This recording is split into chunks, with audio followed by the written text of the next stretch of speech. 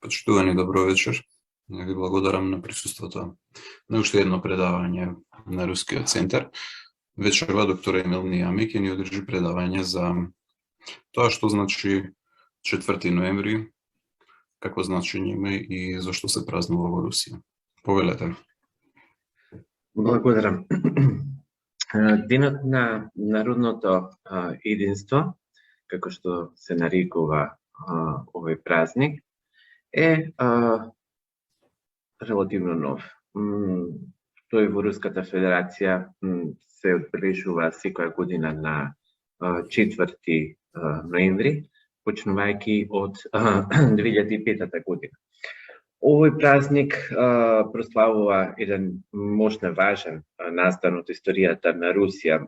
Станува збор за денот на ослободувањето на Москва од власта на полско-литванската држава во 1612 година, а истовремено ова е и ден на казанската икона на Богородица.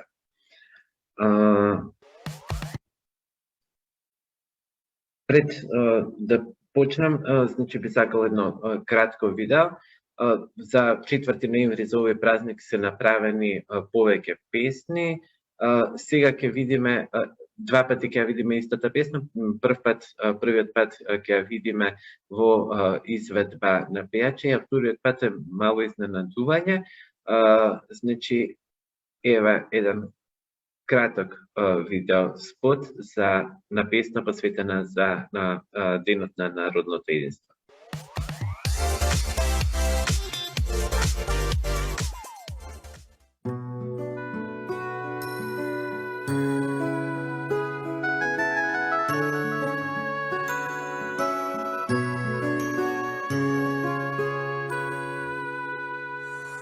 Златоглавая Россия, многоликая страна. Удивительно красиво, необъятно широка. Через войны непокорно, через время и судьбу. Мы идем с тобой, Россия, умножая честь твою. Все народы наша слава, с запада и на восток. Ты могучая держава, мы один большой народ. Мы великая Россия, мы единая страна. Наше братство, наша сила, наша гордость Родина. Много нас, миллионы, если только захотим.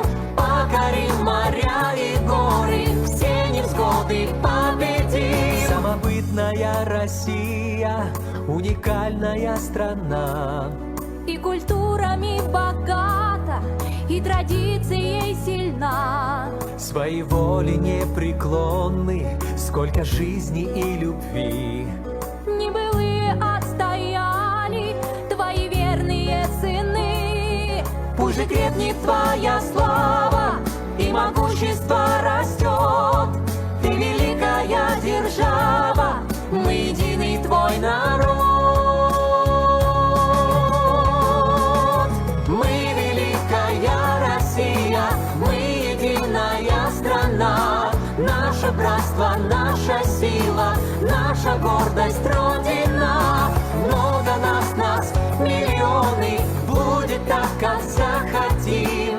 Только вместе мы, Россия, наш народ не разделим. Мы великая Россия, мы единая страна. Наше братство, наша сила, наша гордость Родина. Много нас, миллионы, если только захотим. Покорим моря и горы, все невзгоды победим.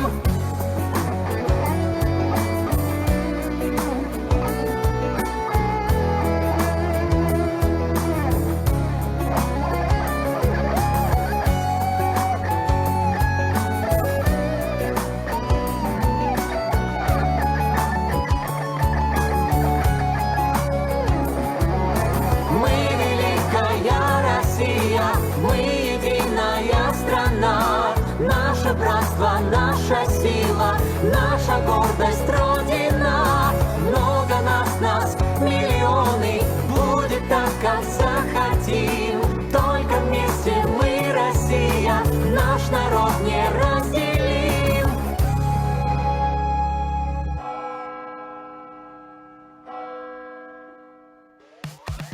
Така,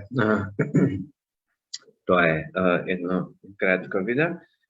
Како што реков, ова е исто така ден на иконата на Казанска Богородица. Богородица Казанска е најзначајната икона во Руската православна црква.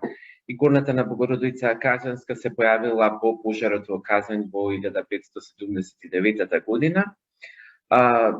Тогаш таму се јавила насор на едно 9-годишно, Богородица му се јавила насор на едно 9-годишно дете и му рекла каде може во пепелта да ја откопа нејзината икона на ова место на длабочина од 1 метар, подоцна и пронајдена иконата. Се смета дека Казанска Богородица е покровителка на семејството, која го штити од проблеми. Многу често пред неа се молат за исцелување од различни проблеми, за давање мудрост и сила пред да се донесе некоја одлука, и Казанската икона се нарекува уште и патеводителка. Многу интересно што токму ваквиот култ, ваквиот однос кон оваа икона се опеува и во многу песни, и накратко ќе видиме и зошто е поврзана потоа Казанската икона со овој празник, односно со настането од овој празник. Еве да слушнеме една кратка песна народна за Казанската, за иконата на Казанска Богородица. У Казанской Божьей Матери тихо теплются огни, жены, дочери и матери к ней приходят в эти дни, и цветы к ее подножию ставят жаркою мольбой. Матерь Дева силой Божией охрани ушедших в бой. Над врагом победу правую дай защитникам Руси, дай сразиться им со славою, и от смерти их спаси. На кресте Твой Сын единственный за любовь свою страдал, и Его глагол таинственный к этим битвам Русь позвал. Мы воюем за спасение братьев страждущих славян. Мы свершим освобождение подъяремных русских стран. С кем враждует Русь лучистая, враг и Сына Твоего? Дай же, Дева, дай пречистая, нашей силе торжество. У Казанской Божьей Матери дивно светил вечный взгляд. Жены, дочери и матери перед ней сама любовь стоят. Ето, да продолжиме, значи, што означува овој празник 4 ноември, и ќе започнем со еден цитат од историчарот Василий Ключевски, кој што вели на крајот на 1611 година московската власт била речиси целосно соборена. Пољаците го зазеле Смоленск, полските трупи ја запалиле Москва и го зазеле Кремљ и завладеале со него. Швеѓаните го зазеле Новгород и предложиле свој кандидат за московскиот престол. Земјата настапил период на безвластие. Овој впечатлив опис на историчарот Василий Ключевски е во голем контраст со положбата во која се наоѓало Руското царство неколку децении претходно, кога зазела огромни територии на истокот и кога има спроведено многу политички реформи. На почетокот од 17-тиот век сите тие успеси, започнувајќи од доаѓањето на Иван Грозни на власт, веќе биле минато. Со смртта на наследникот на Иван завршила и династијата Рюриковиќ, кои 7 векови владееле со овие простори.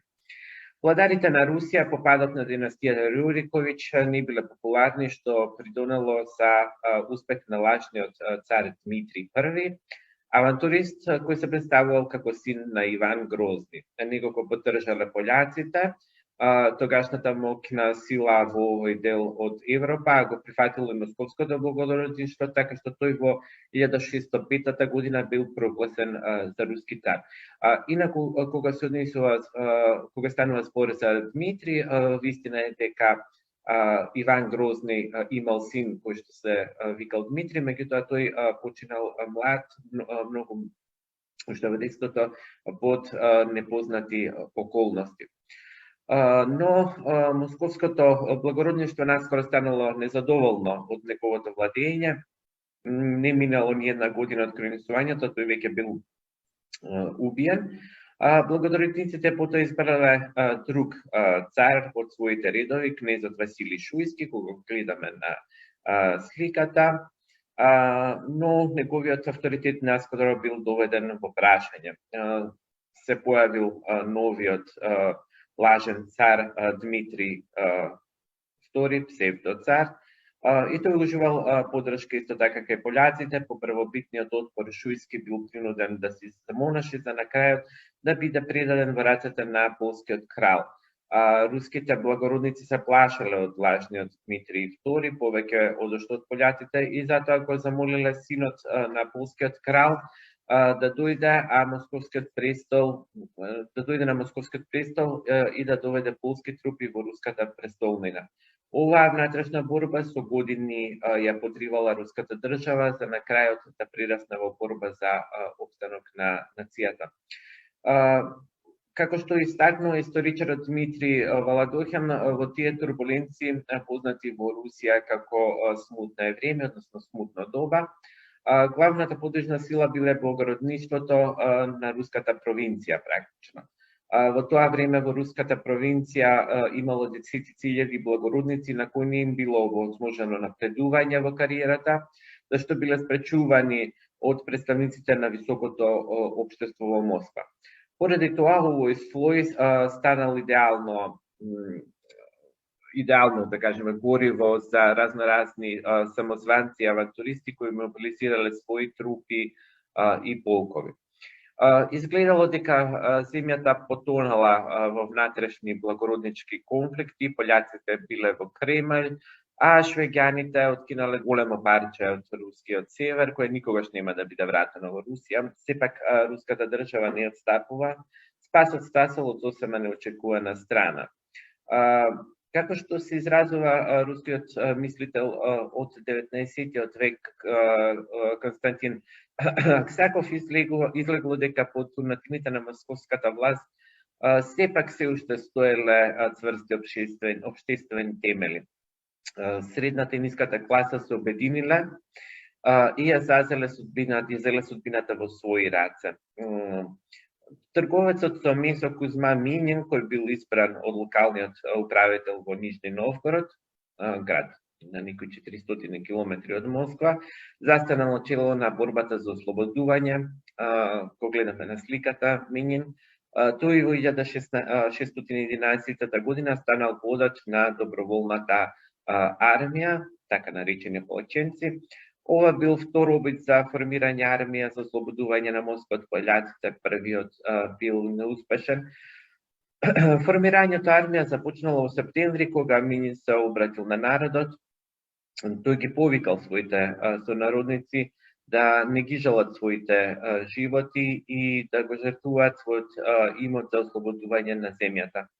Минин ја презел административната улога во организирањето на армијата, а кнезот Дмитрий Пажарски, кого исто така го гледаме на сликата, застанал начело на вооружените одреди. Пажарски претходно веќе имал извојувано неколку битки за одбрана на претходните цареви и народот многу го почитувал и го сакал. Организаторите на доброволната народна армија собрале доволно пари и со неколку илјади војници тргнале кон Москва, обучувајќи ги по пат луѓето што ги регрутирале, односно доброволците. Кога во август 1612 година доброволната војска стасала до Москва, таа изнесувала на некаде околу 10.000 војници, од друга страна големата полска војска се приближувала на Москва од западната страна. Пољаците имале намера да го ослободат полскиот гарнизон во Кремљ, што го држала првата доброволечка армија. Гарнизонот бил во ужасна состојба, во градот снемувало храна и тука дури се појавиле случаи на канибализам. Доброволичката армија стасала до Москва и ја зазела положбата. Полската војска под команда на хетманот Хоткевич ги нападнала русите на 22 август. Борбата траела 6 часа, Хоткевич со пољаците не успеале да дојдат до Кремљ. Конечната битка е водена во следните 2 дена, по 5 часа тешка борба. Во центарот на градот полските трупи ги скршиле руските редови и ги принудиле одредите на доброволничката армија да се повлечат, но не постигнале некој поголем успех, само изгубиле многу сила, додека пољаците закрепнувале. Русите успеале да се прегрупираат и да тргнат во контранапад. Особено ефектен бил неочекуваниот продор на Кузма Минин и неколку стотини негови коњаници. Козаците исто така нанеле тежок удар на пољаците. Хрониките пак бележат дека козаците најпрво почнале да се повлекуваат, но ги охрабрил монахот Аврами Палицин со својата беседа. Тој со црковните камбани ја собрал растурената војска и се обратил со емотивен говор полн со елан. На крајот, пољаците не можеле да ги задржат своите позиции, се повлекле во утврдениот дел на градот. Армијата доброволци ја однала победата и така судбината на пољаците опколени во Кремљ била решена, се предале по неколку месеци. Како што истакнува еден полски хроничар, со овој пораз засекогаш е згаснато тежнењето на пољаците да воспостават контрола врз Москва. Во 1630 година на власт, значи по смутната доба, по смутно време, на власт доаѓа династијата Романови. Во 1640, значи сега го гледаме првиот цар, тоа е Михаил Романов. Во 1649 година вториот цар од династијата Романови, синот на Михаил Алексеј Михајловиќ, наредил 22 октомври да се прогласи за празник на Казанската икона на Богородица во спомен на спасувањето, односно на спасението, кое што таа го дала на Москва и Русија за ослободување од пољаците во 1612 година. Според Григоријанскиот календар, овој датум се паѓа на 4 ноември, кога е всушност и одлучено да се прославува денот на националното, односно на народното единство. Ова се беа накратко и корените на овој празник, денот на народното единство. Во Русија се повеќе овој празник се сваќа како празник на сплотување на народите во Руската Федерација, бидејќи, како што рековме, дотогаш секако болярите, значи само високите представници на руското општество размислувале и мислеле за земјата, за низиното водење, а како што гледаме за спасување на земјата од поляците се приклучил и народот, пониските слоеви започнале своја борба за спасување на државата. Интересно е што во време на појавувањето на овој празник, до тогаш се славеше 9 ноември, односно, бидејќи според Григоријанскиот календар тогаш практично се паѓа денот на Октомвриската револуција, па исто така беше на работен ден. Луѓето во Русија беа навикнати некако на тие ноемвриски празници, па ова беше и навистина еден добар повод за прогласување на народен празник, празник кој што означува сплотување на народот во борбата за независност, единството за Русија. И она што го видовме како прва музичка номера, истата песна ќе слушнеме и како последна музичка номера вечерва.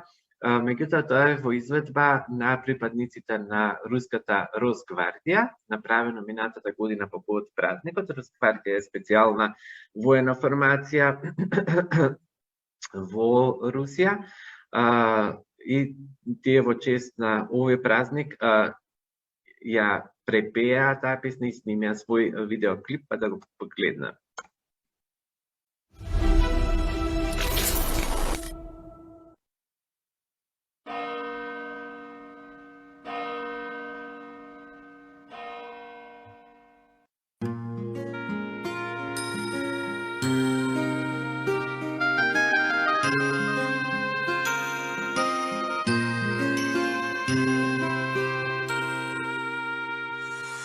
Златоглавая Россия, многоликая страна, удивительно красиво, необъятно широка.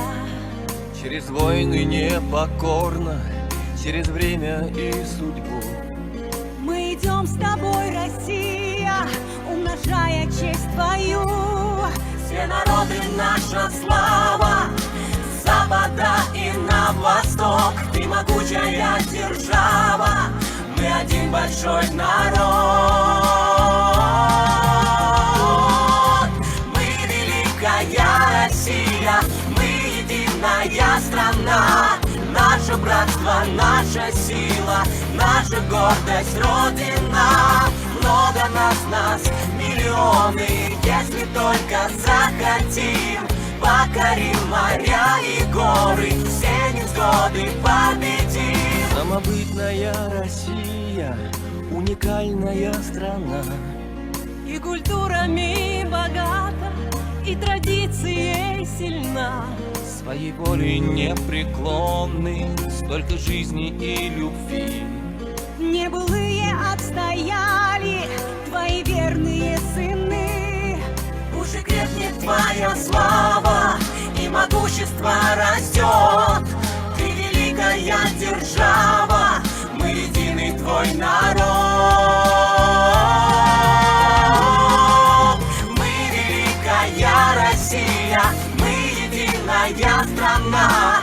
Наше братство, наша сила, наша гордость, Родина.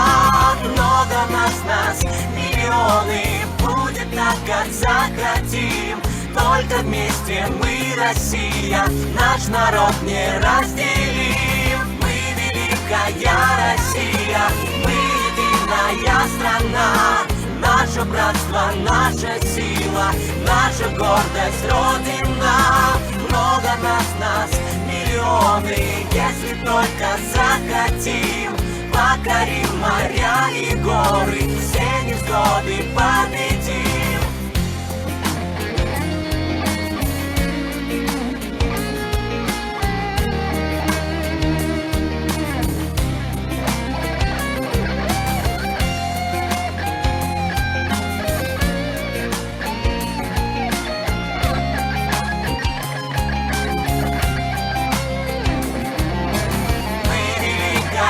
Россия, мы единая страна, наше братство, наша сила, наша гордость, Родина. Много нас миллионы, будет так, как захотим. Только вместе мы, Россия, наш народ не разделим.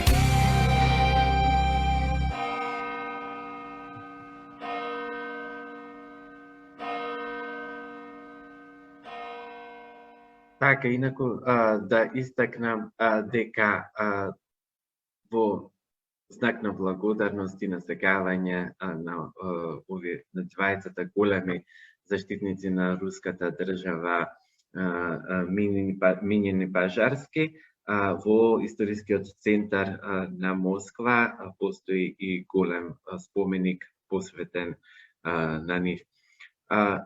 Традицијата на празнување на овој празник продолжува, обновена по векови, така што на Русија, на рускиот народ, еве и од тука, од Македонија би сакале со еден ден за доцнување да им го честитаме, на рускиот народ денот на народното единство. Тоа е практично се. Јас ви благодарам на вашето вечерашно присуство.